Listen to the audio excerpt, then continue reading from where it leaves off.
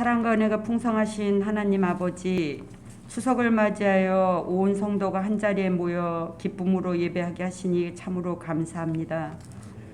물질의 풍족과 영혼의 충만함을 누릴 수 있도록 축복하여 주시옵소서. 지난 태풍으로 인하여 큰 피해를 입고 사랑하는 가족을 잃은 사람들도 있습니다. 하나님 아버지, 사람이 줄 수 없는 위로를 상처 입은 심령 가운데 부어 주시옵소서. 추석 명절에 고향이나 가족 상봉으로 이동하는 성도님들 안전하게 보호해 주시길 기도합니다.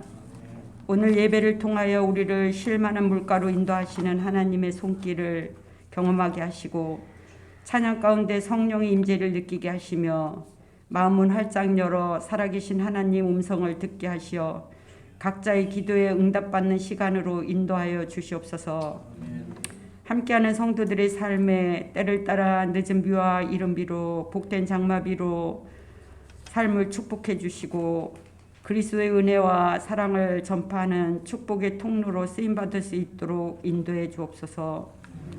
또한 각자의 자리에서 섬기는 손길을 기억하시고 서로 합력하여 주님의 모은된 교회를 아름답게 세워나가게 도와주시옵소서.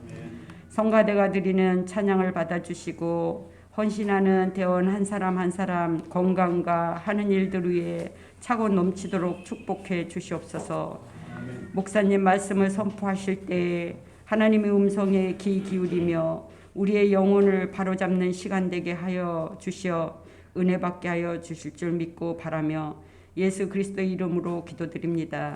아멘.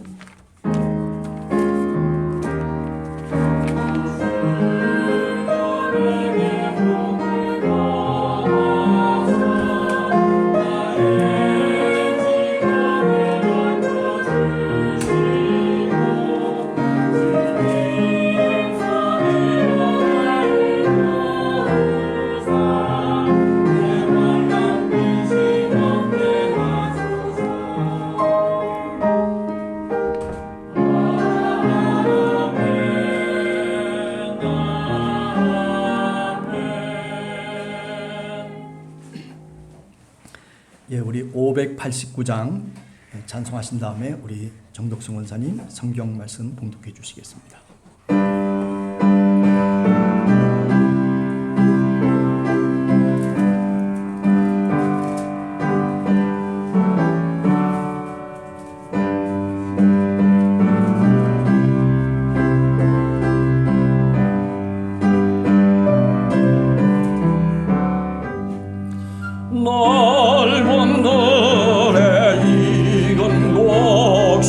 방금 올 결비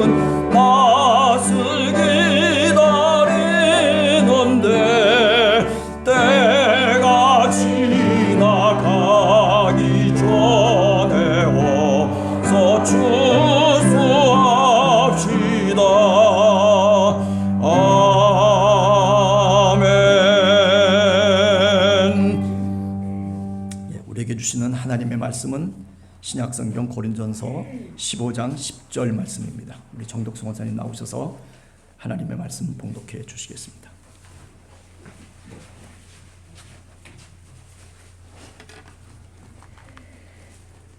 그러나 내가 나 된 것은 하나님의 은혜로 된 것이니 내게 주신 그의 은혜가 헛되지 아니하여 내가 모든 사도보다 더 많이 수고하였으나 내가 한 것이 아니요 오직 나와 함께 하신 하나님의 은혜로라. 아멘.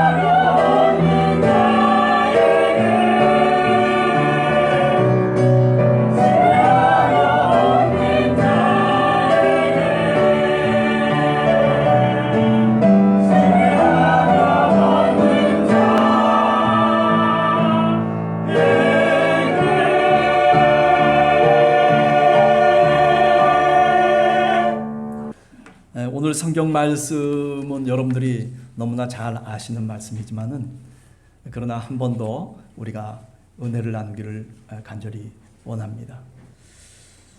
오늘 성경 15장 10절에 보면 그러나 내가 나 된 것은 이렇게 출발하고 있죠.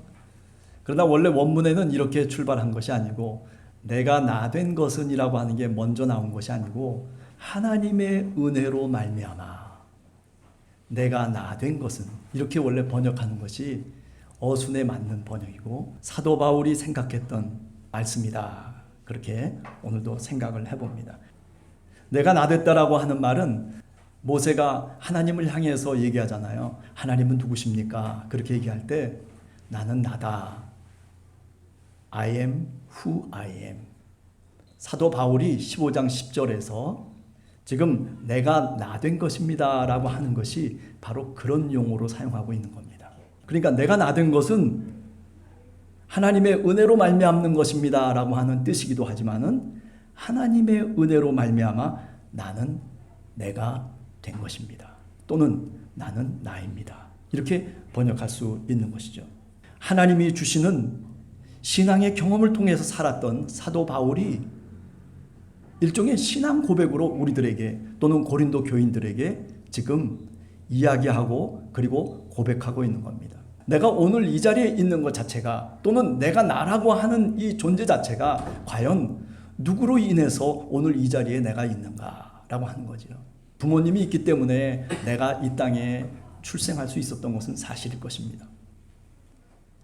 그래서 내가 은수저로 태어났느냐 아니면 흙수저로 태어났느냐 아니면 금수저로 태어났느냐라고 하는 것이 문제가 되는 것이 아니라 나는 여하튼 부모님의 은혜를 통해서 내가 이 땅에 출생했다라고 하는 것이죠. 그러면서 또 생각을 해봅니다. 내가 세상을 살아오면서 지금까지 누구의 은혜를 입고 살아온 적이 있는가? 어떤 사람은 자수성가해가지고 그래서 내가 힘껏 여기까지 살았기 때문에 오늘 나 된 것은 내가 이렇게 뭔가를 만들었기 때문이다라고 그렇게 생각하는 사람도 있을 거예요. 사실은 다 주고받으면서 세상을 살아가는 겁니다. 주고받으면서 세상을 살아간다라고 하는 것은 결국 서로가 은혜를 입기도 하고 또는 은혜를 끼치기도 하면서 살아간다라고 하는 것을 우리들에게 말씀하고 있는 겁니다. 나는 왜 이렇게 세상 속에서 살아가는 게 이렇게 힘들어? 테스 형, 나 왜 이렇게 살아야 돼? 마치 하나님의 은혜가 없는 것처럼 나는 은혜를 받지 않고 살아가는 것처럼 그렇게 생각하는 사람들이 종종 있다는 것이죠. 고린도 교회도 마찬가지였습니다. 하나님의 은혜로 인해서 그들이 살아가고 있음에도 불구하고 그런데 고린도 교인들이 감사치도 아니하고 하나님께 기도치도 아니하고 하나님께 헌신치도 않는 그런 모습을 보면서 오늘 사도 바울이 이렇게 말씀하고 있는 겁니다. 여러분들이나 저나 그렇습니다. 하나님의 은혜로 오늘 이 자리에 있다라는 것을 여러분 스스로 또는 우리가 고백하는 우리 성도 여러분들이 되시기를 간절히 주님의 이름으로 축원합니다. 그래요. 내가 그거를 부정하던 내가 그것을 아니다고 거부하던 상관없어요. 그러나 성경은 항상 우리들에게 뭐라고 얘기하냐면 하나님의 은혜 때문이다라고 우리들에게 말씀하고 있습니다. 그러면서 오늘 성경 말씀을 보면 그의 은혜는 내게 주신 그의 은혜는 헛되지 아니하여 라고 얘기하고 있어요. 내게 주신 그의 은혜. 그런데 여기 줬다라고 하는 말이 사실은 헬라어 원문에는 없어요. 그럼 어떤 뜻이냐면은 이런 뜻이에요. 나를 위한 하나님의 은혜, 주님의 은혜라는 뜻이에요. 그거를 번역을 할 때 주신이라고 하는 말을 더 집어넣어서 그래서 이해하기 쉽게 만든 것이지만은 원래 원문은 그런 뜻은 아니에요. 다른 사람이 아니라 바로 나를 향해 있는, 그래서 전치사, 헬라어에는 전치사를 많이 사용하는데 전치사로 영어로 얘기하면 into, 무엇 속에, 무엇을 향하여, 이런 전치사로 돼 있어요. 하나님이 우리를 향해서, 누구를 향해서가 아니라 저 사람을 향해서가 아니라 바로 나를 향해서, 우리 교회를 향해서 하나님이 주신 은혜라는 것이에요. 하나님의 은혜는 그저 아무렇게나 마음대로 비가 오듯이 온 세상에 뿌려지는 그런 은혜가 아니라 바로 누구를 향한 은혜인 것입니다. 우리 자신을 향한 은혜, 아니 우리 교회를 향한 하나님의 은혜, 그렇게 구체성을 띠고 있는 거죠. 내가 오늘 또 하나님의 은혜로 말미암아 살아가고 있습니다라고 하는 것은 그렇기 때문에 구체성 있게 고백돼야 된다라고 하는 것을 의미하는 겁니다. 내가 하나님의 은혜로 말미암아 살아가는데 그러면 도대체 구체적으로 어떻게 살아가길래 하나님의 은혜로 말미암아 내가 오늘 또 살아가느냐라고 그렇게 물어야 되는 것이죠. 사도 바울은 자기 자신을 얘기하고 있는 거예요. 사도 바울이라고 하는 사람이 어떤 사람입니까? 바리새파 중에 바리새파예요. 율법으로는 흠도 없는 사람이고, 그리고 가마리엘 문화에서 공부를 하고 저 예루살렘에 유학을 갔다가 그래서 랍비로서 또는 법을 정통한 율법학자로서 살아갔던 사람이에요. 그리고 교회를 핍박하고 예수 그리스도를 믿는 자들을 잡아서 가두었던 그런 악질적인 유대 교인들 가운데 한 사람이었어요. 그런데 그가 다메섹 도상에서 부활하신 그리스도를 만나게 됩니다. 하나님의 특별한 계시예요. 당신이 누구십니까? 라고 물을 때 그때 네가 핍박하는 예수다 라고 하늘로부터 음성을 듣습니다. 하나님의 계시적인 그 음성 앞에 무릎을 꿇고 하나님께 순종하고 그때부터 예수 그리스도를 위해서 핍박했던 바로 그 교회를 위해서 자신의 목숨까지, 자신의 생명까지, 자신의 일생을 다 바쳐서 일했던 선교사가 누구냐면 바로 사도 바울인 것입니다. 나를 향하신 하나님의 은혜, 나 같은 죄인을 향하신 하나님의 은혜, 사도로서의 역할을 할 수 없는 사람이고, 그리고 만삭되지 못해서 태어난 자 같은 바로 그런 부족한 사도 바울이었지만은 오늘 고린도전서 15장을 읽어보면 그런 자임에도 불구하고 하나님이 마지막에 그를 택하시고 그리고 그를 하나님의 사도로 삼으셨다는 것이죠. 예수 그리스도를 믿고 그리고 신앙인이 되면 내 삶의 모든 가치관이 달라지는 것이, 하나님 때문에 오늘 내가 이 자리에 있다라고 하는 것입니다. 하나님의 은혜가 있기 때문에 내가 오늘 이 자리에 살아있고, 그리고 오늘 또 내가 살아가는 삶의 가치라고 하는 것이 하나님 때문이에요. 주님의 은혜 때문에. 이거는 아무나 느낄 수 있는 그런 감정이 아니에요. 예수 그리스도를 믿지 않으면은 이 감정을 느낄 수가 없어요. 우리가 예수 그리스도를 믿고 나면 우리가 어떤 일들이 벌어지게 됩니까? 내 자신이 얼마나 죄인인가라고 하는 것을 비로소 깨닫게 됩니다. 하나님의 성령이 우리에게 깨우쳐 주시는 거죠. 아니, 내가 남보다 무슨 뭐 큰 죄를 저질러서 내가 나를 죄인이라고 그렇게 하나님 앞에 고백하는 것이 아니에요. 생각해보면 나도 양심적으로 살았고, 그리고 나도 누구보다도 도덕적으로 살았고, 그리고 남보다 욕심을 내면서 살았던 사람이 아님에도 불구하고, 율법으로는 흠이 없이 살았던 사람임에도 불구하고, 그런데 그 부활하신 그리스도 예수 앞에서 그는 죄인이라고 고백하고 있는 거예요. 여러분, 이것은 우리들의 고백이에요. 여러분들이 그렇게 큰 죄를 저지른 사람입니까? 누구를 죽였습니까? 아니면 누구에게 사기를 쳐가지고 그래가지고 뭐 대단한 무슨 뭐 범죄를 행했습니까? 아닙니다. 그럼에도 불구하고 우리가 주님 앞에서 늘 십자가 앞에서 우리가 죄인이라고 고백하는 것은 그것은 하나님의 은혜 때문이에요. 하나님이 그런 마음을 우리에게 주시는 거예요. 왜 하나님의 말씀이, 이 성경의 말씀이, 그저 문자로 쓰여진 이 말씀이 왜 우리의 가슴 속에 남아서 우리를 움직이고 우리를 감동합니까? 그것은 성령의 역사인 겁니다. 나를 향하신, 나를 위한 하나님의 그 크신 은혜, 그것이 오늘 성경 말씀을 보면 사도 바울이 그것이 헛되지 않았다라고 그렇게 고백하고 있습니다. 우리가 일평생 신앙생활하면서 크리스찬으로 살아가면서 우리가 이런 고백을 할 줄 알아야지 정말 참 크리스찬이 아닐까라는 생각을 오늘 또 해보게 됩니다. 나를 향하신 하나님의 그 은혜가 헛되지 않았습니다. 이런 고백은 우리들의 고백이 돼야 되는데, 그런데 우리는 아직도 너무나 부족하고 아직도 너무나 연약한 우리들의 모습을 오늘 또 다시금 고백하지 않을 수가 없어요. 헛되지 않았습니다. 하나님의 은혜가 헛되지 않았습니다. 여러분, 이런 고백이 이제 여러분들의 고백이 되고 우리 교회의 고백이 되기를 간절히 주님의 이름으로 축원합니다. 사도 바울이요, 정말 힘들게 선교를 했어요. 여러분들 우리가 고린도전서를 쭉 읽어보면 얼마나 고린도 교회 교인들이 정말 저 같으면요 목회를 못할 것 같아요. 서로 싸우고 고소하고 그런 거 하면은 뭐 서로 아주 뭐 난장판이 돼버리고, 그리고 뭐 성만찬 때도 뭐 별별 일들이 다 일어나는 그런 교회였어요.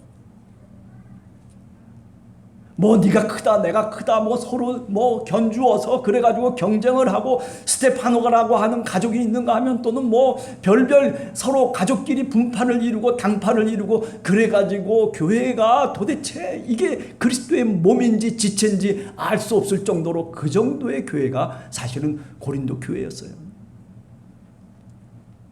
그런데도요 사도 바울은 그 고린도 교회를 향해서 뭐라고 얘기하시는 줄 아세요? 그래도 하나님의 교회라고 얘기해요. 그래도 그들을 향해서 성도라고 얘기해요. 그들을 위해서 모든 자들보다 더욱 넘치도록 힘들게 일했다라고 그렇게 말씀하고 있는 겁니다. 여기 보면 내가 모든 사도보다 더 많이 수고하였다라는 말이, 이게 원래 원문은 이렇게 번역하면 안 되는 거예요. 더욱더 넘치도록 모든 자들보다, 어떤 사람들보다도 내가 어떻게 힘들게 일했다는 거예요. 수고했다는 정도가 아니에요. 헬라어 원어는 아주 힘들게 노동을 했다는, 레이버라고 하는 그 영어로 얘기하면 노동하다라고 하는 말과 비슷한 단어로 되어 있어요. 자비량으로 자기가 스스로 일하면서 그러면서 선교를 했잖아요. 고린도 교인들에게 늘 그 얘기를 하고 있지 않습니까? 그가 그렇게 모범을 보였어요. 복음으로 살아간다는 것이 뭔지를 사도 바울이 몸소 실천하면서, 그러니 얼마나 힘들겠어요. 그런데도 사도 바울은 하나님의 은혜 때문에, 주님이 주신 은혜로 말미암아 그는 그것을 감당할 수 있었던 것입니다. 그래서 어떤 누구보다도 더욱더 넘치도록 힘들게 나는 일했습니다. 그렇게 오늘 사도 바울은 고린도 교인들에게 고백하고 있어요. 여러분, 우리들도 주님의 은혜를 받으면 이렇게 수고하는 거예요. 추석날인데도 성가대원들이 나와가지고 그렇잖아요. 힘들게 저 수원에서부터도 오고 저기 저 목감에서부터도 오고, 다들 오셔가지고, 가까이 있는 분들이 아니잖아요. 우리 교회 교인들이 다 멀리서 있는 분들인데도 불구하고, 그런데도 여기 와서 같이 우리가 함께 예배하며 하나님을 찬양하는 것, 이것 하나님의 은혜 아니겠어요? 네. 하나님의 은혜입니다. 넘치도록 힘들게 사실은 수고하고 힘들게 일을 하는 이유는 뭐냐면 하나님의 은혜로 말미암아서예요. 우리는 이런 마음을, 이런 고백을 늘 갖고 우리가 교회 안에서 우리 자신을 헌신해야 되는 것입니다. 제가 있잖아요. 이제 목회를 관둘 때쯤 이제 가까이 왔잖아요. 한 2년 넘으면 이제 어쩌면 끝나잖아요. 그러다 보니까 내가 꼭 얘기하고 싶은 것들이 있어요. 그게 바로 이런 얘기들이에요. 힘들게 일을 하는 거예요. 크리스찬이라고 하는 것은 그저 놀면서 은혜 받고 그리고 니나노 하면서 그렇게 말하자면 신앙생활을 하는 게 아니에요. 힘들게 수고하고 힘들게 일을 하는 거예요. 그런데 놀라운 것은 그 힘들게 일하는 그 속에서 하나님의 은혜의 감동을 받는 거예요. 하나님이 내게 은혜로 함께 하시기 때문에 내가 넘치도록 힘들어도 그래도 하나님께 감사하고 그래도 하나님의 은혜를 고백하는 것입니다. 우리가 성경 말씀을 보면 하나님이 은혜를 주셨음에도 불구하고 그런데 은혜를 떠난 사람들의 이야기들도 성경 속에는 잘 나타나고 있어요. 누굴까요? 제가 제일 먼저 떠오르는 사람이 바로 사울 왕이에요. 하나님이 그를 이스라엘의 첫 번째 왕으로 세우셨어요. 얼마나 중요한 겁니까? 다윗보다도 더 앞서서 첫 번째 왕으로 세웠어요. 이스라엘을 이끌어가라고. 사무엘이라고 하는 위대한 선지자를 통해서 그래서 기름을 붓고 그리고 그를 왕으로 하나님이 삼으셨어요. 하나님이 특별한 은혜를 주신 것이에요. 그런데 나중에 어떻게 됩니까?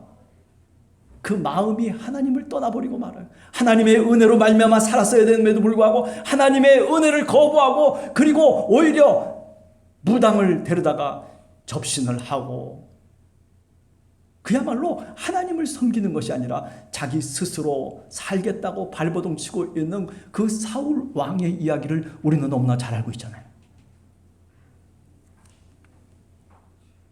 은혜를 받았음에도 불구하고 그런데 그 은혜를 떠나버리고 만 사울 왕 결국에는 어떻게 돼버리고 말았습니까? 그의 최후는 결국 소년의 칼에 죽게 되는 거예요. 여러분 이것은 극단적인 성경의 예일지 몰라요.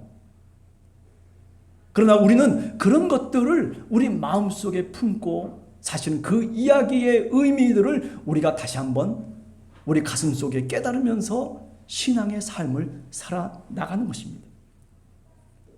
아니 두 번째 생각나는 사람은 솔로몬 왕이에요. 하나님이 그에게 지혜를 주시고 그에게 부를 주시고 그에게 모든 나라를 이겨낼 수 있는 그런 능력을 주셨음에도 불구하고 그 능력이 내 것이 돼버리고 만 거예요. 하나님이 주셨는데도 불구하고 하나님을 위해서 사용해야 되는데도 불구하고 그런데 하나님을 위해서 사용하지 않는 거예요.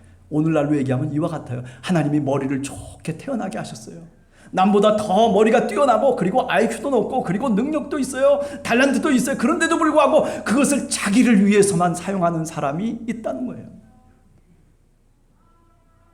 아니 누구는 뭐 머리가 좋게 태어나고 싶지 않았나요? 다 그렇게 태어나고 싶어요. 누구는 더 능력 있게 태어나고 싶지 않나요? 다 그렇게 태어나고 싶어요.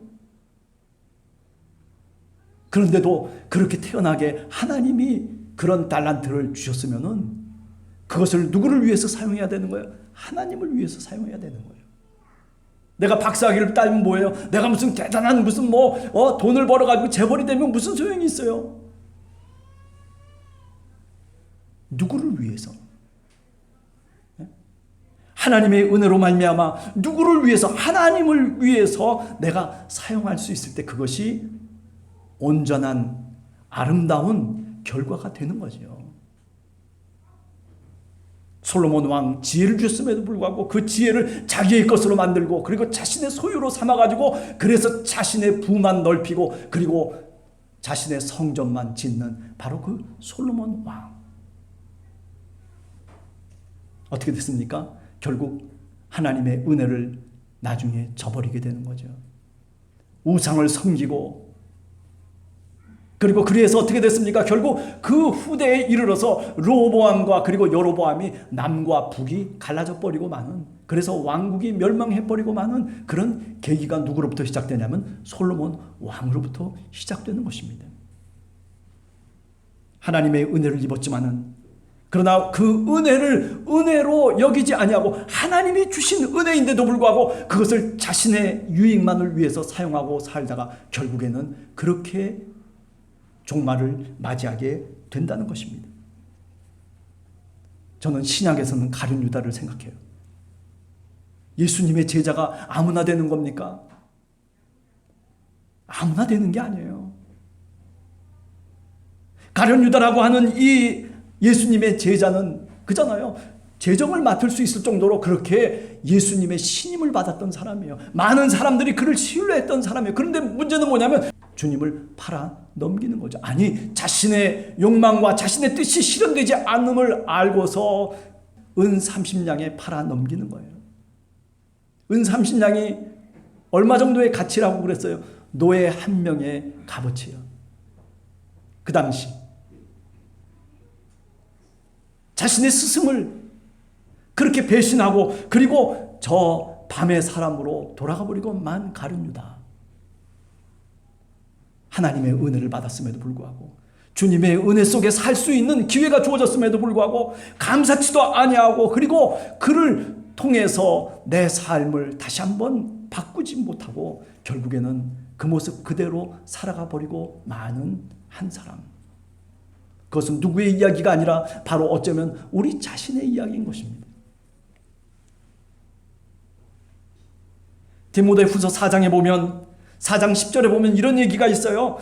바울을 끝까지 쫓았던 사람들, 그러나 끝까지 쫓지 못하고 결국에는 탈락해버리는 사람들이 있어요.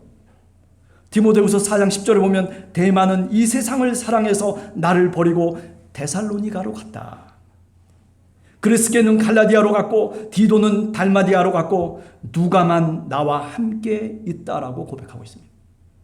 그래요. 사도 바울을 쫓아가는 것이 그렇게 쉬운 일은 아니었을 거예요. 이것저것을 당기면서 어쩌면 신앙의 삶을 살아간다는 것이 그렇게 쉬운 일은 아니었을지 몰라요.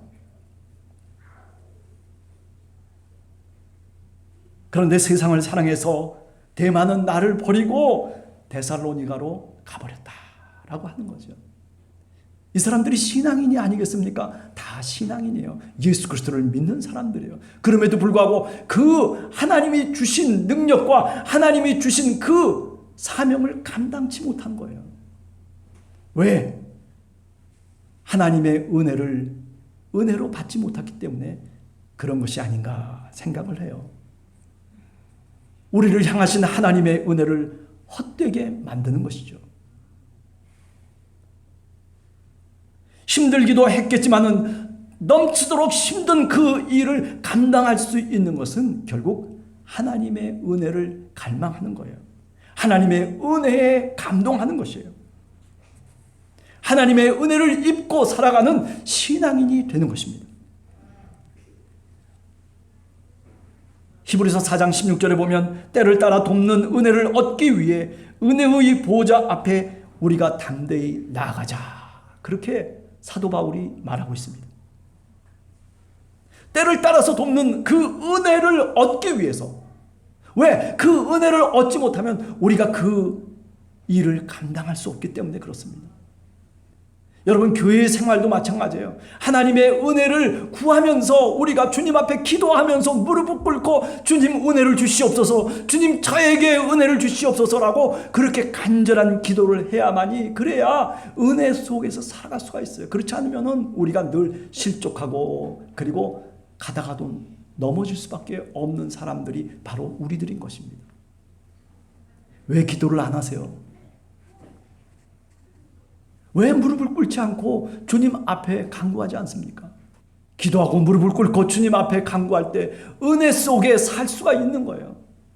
하나님이 나와 더불어서 같이 함께 임마누엘 하신다는 것은 바로 그 은혜를 이야기하는 것입니다. 그래요. 기도라고 하는 것은 은혜의 통로인 겁니다. 여러분, 사무엘상 1장에 보면 한나가 그죠? 간절한 소원을 품고 하나님께 기도를 했어요. 그래서 은혜가 임했어요. 그래서 사무엘을 낳게 됩니다. 그 사무엘이 하나님의 종이 돼서 그래서 정말 그 이스라엘의 그 격변기 속에서 이스라엘의 신앙의 중심을 이루게 되지 않습니까? 여러분, 은혜라고 하는 것은 그냥 주어지는 게 아니에요. 물론 하나님이 우리에게 전적으로 은혜를 주시는 것 틀림없지만 그러나 기도하는 사람에게 은혜가 임하는 줄로 믿습니다. 여러분, 감사 생활도 마찬가지인 거예요. 고린도 교회 이 고린도 전서를 한번 쭉 읽어보면 감사라는 단어가 별로 없어요. 사도 바울이 편지를 쓰면서 너희들이 정말 하나님께 감사했다, 너희들이 주님께 정말 감사했기 때문에 내가 정말 기쁘다, 이런 얘기 아무것도 없어요.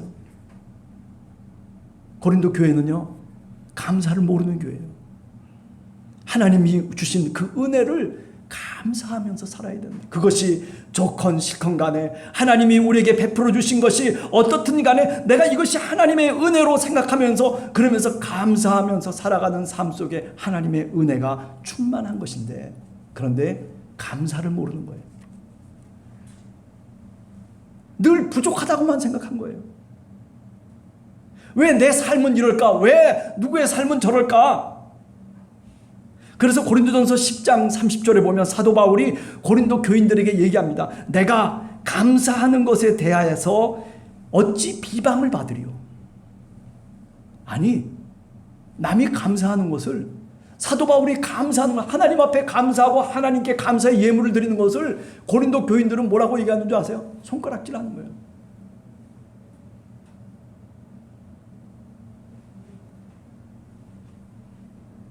여러분, 신앙생활이라고 하는 것은, 하나님의 은혜를 받는다는 것은 감사로부터 출발하는 거예요. 우리가 잘 알듯이 감사하는 것이 하나님의 뜻이라고 하는 데살로니가 전서의 이야기를 우리가 잘 알지 않습니까? 감사의 생활을 하는 거기서부터 은혜가 주어지는 거예요. 뭐든지 감사하세요. 좀 나쁜 일이 생겨도 감사하세요. 괜찮아요. 좀 내가 원하지 않는 일이 생겨도요, 감사하세요. 그러면요, 하나님이 그를 책임져 주시는 줄로 믿습니다. 제가 엄마 뱃속에서부터 신앙생활 했잖아요. 지금까지 쭉 신앙생활 해오면서 깨닫는 게 한 가지 있어요. 그것은 뭐냐면, 그래요, 싫던 좋던 좋은 일이건 나쁜 일이건요, 하나님 앞에 감사하면요, 하나님이 책임져 주십니다. 아니, 그 당장에는 어떤지 모르지만, 그 당장에는 내가 그것 때문에 쩔쩔맬 수도 있겠지만, 그러나 나중에 지나고 난 다음에 보면요, 그게 다 하나님의 은혜였어요. 아멘. 네. 그 다음에 세 번째는요, 어떻게 우리가 은혜로 살아갈 수 있느냐 하면요, 헌신하는 거예요. 헌신하는 거예요. 시편 110편 3절에 보면, 주의 권능의 날에 주의 백성이 거룩한 옷을 입고 즐거이 헌신하니 새벽 이슬 같은 주의 청년들이 주께 나오는도다. 하나님의 백성이 주께 나오는 방법은 뭐냐면은 바로 이렇게 즐거이 헌신하는 거예요. 제가 이런 설교 별로 안 하잖아요. 그러나 여러분, 이제 이 코로나 기간이 언젠가는 끝나게 됩니다. 그러나 끝나고 난 다음에 우리의 신앙이 어쩌면 더 나락에 떨어져요. 어쩌면 우리의 신앙이 이제 새로운 국면에 접할 수도 있는 겁니다. 그러나 주님께서 원하시는 것은 이렇게 은혜로 사는 거예요. 거룩한 옷을 입고 즐거이 헌신하는, 그렇게 헌신하는 그 속에 하나님의 은혜가 임하는 겁니다. 여러분, 교회 일은요, 그냥 누가 뭐 하라고 시켜서 하는 게 아니에요. 그저 내가 하는 거예요. 즐거워서 내가 하는 거예요. 네. 지금까지도 여러분들이 잘 즐겁게 헌신하면서 지금까지도 오셨지만은, 이제 이 코로나가 끝나는 그 어느 때인가 우리가 끝나고 난 다음에 다시 생각해 보면, 아, 그때 내가 좀 이렇게 더 주님 앞에 기도했더라면, 그때 내가 좀 더 감사했더라면, 그때 내가 좀 더 하나님 앞에 헌신하고 봉사했더라면 하고 하는 그런 때가 어쩌면 우리에게 지나갈 수도 있어요. 그러나 여러분, 지금이라도 늦지 않습니다. 좀 더 기도하면서 무릎을 꿇고 하나님의 은혜를 구하시기 바랍니다. 좀 더 감사하면서 하나님 앞에 은혜로 살아가는 여러분들 되시기를 간절히 주님의 이름으로 축원합니다. 기도하겠습니다.